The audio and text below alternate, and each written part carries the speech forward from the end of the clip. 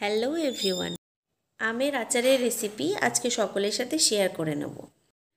আমগুলোকে কেটে রাত্রেবেলা অবশ্যই লবণ আর ভিনিগার দিয়ে রেখেছিলাম, পরের দিন একটা রোদ দিয়েছি। এবার সেটা দিয়েই আচার বানিয়ে নেব।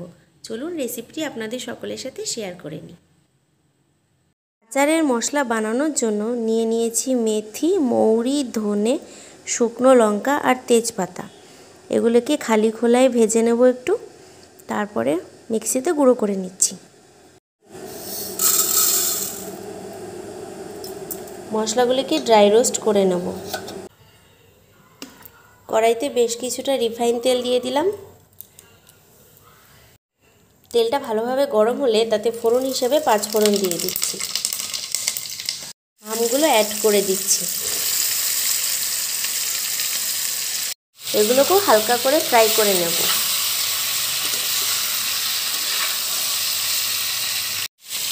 অ্যাড করে দিচ্ছি বেশ কিছুটা পাকা তেঁতুল।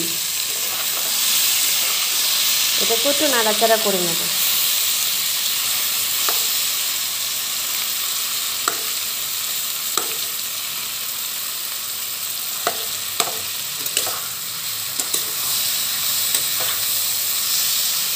এবার গুড়গুলো দিয়ে দিচ্ছি। লো ফ্লেমে ভালো করে নাড়িয়ে নেব।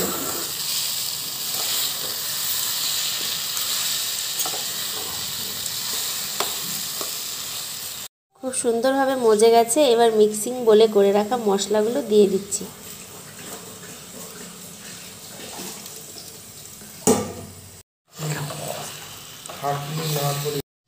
টক ঝাল মিষ্টি আমের আচার একদম রেডি। কে কে খেতে পছন্দ করেন কমেন্ট করে অবশ্যই জানাবেন। টাটা।